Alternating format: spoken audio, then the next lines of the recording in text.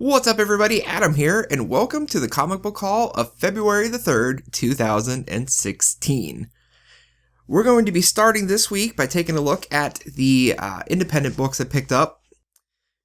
First up, we have Claws number 3. I have not read the second one yet. I did really enjoy the first issue of this gritty retelling of Santa Claus, so I need to get back into reading those so I can... It's a 7-part series. I thought it was a 6. 7-part series, so I need to hurry up and start reading more of this. And then Paper Girls number 5. Absolutely love this story. Brian K. Vaughan book. There's really not much more to say about it. I absolutely love it. If you're not reading Paper Girls, I really suggest picking it up. Very, very good book. Now we're going to get into the DC stuff. We have We Are Robin, number 8, and I absolutely love the Joker design cover here and all the little people. It looks like a Joker gang is starting to fight the Robin gang. I actually haven't read all of Robin War yet, so I need to get caught up on that before I start reading this, but I'm very curious to see what this Joker gang is from the looks of it, so interested about that.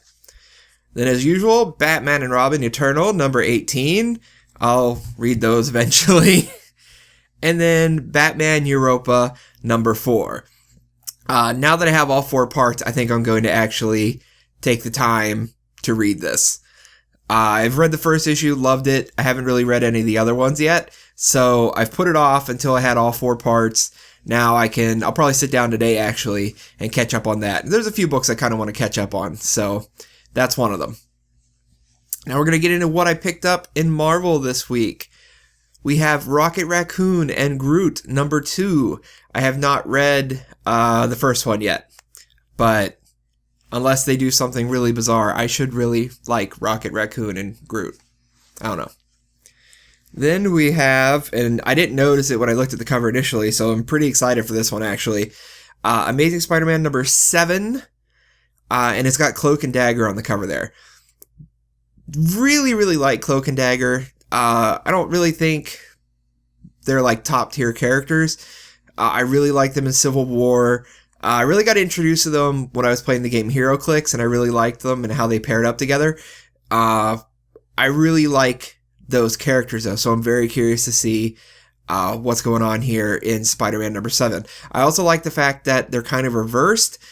Typically Cloak, the guy who's all white, normally is a very dark one, and Dagger is usually in all white, and she's in all black. So I'm curious to see what's going on with those characters. I think I've only read up to about the 4th issue, so I need to hurry up and get caught up on that.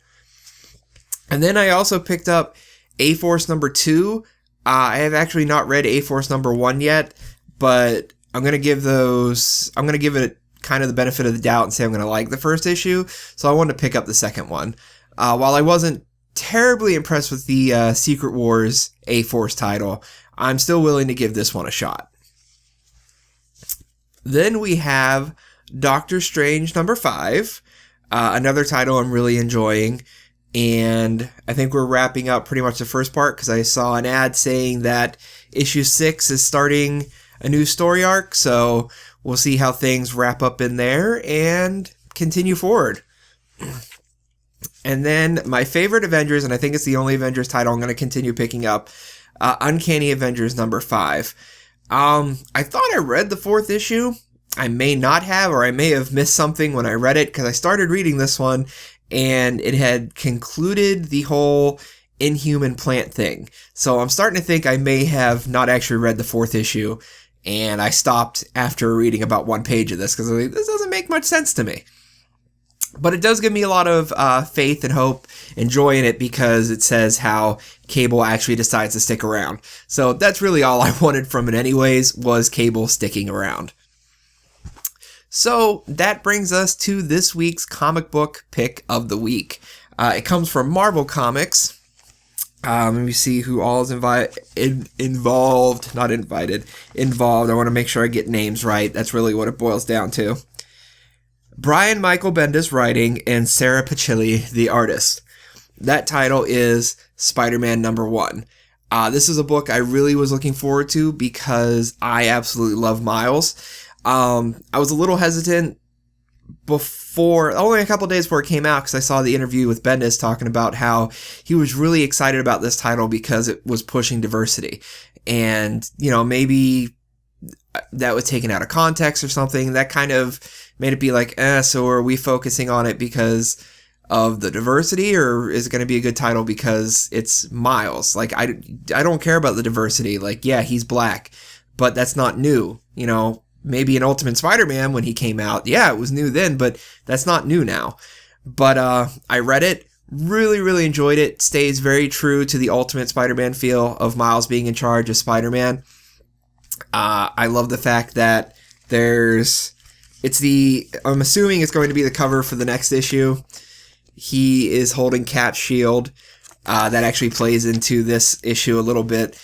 But really, really enjoyed Spider-Man. If you enjoy the Spider-Man titles, or if you were reading Ultimate Spider-Man with Miles, then Spider-Man #1 is definitely worth checking out. Very well drawn, very well written, even though sometimes I really hate Bendis' writing. But in this case, it really worked out well.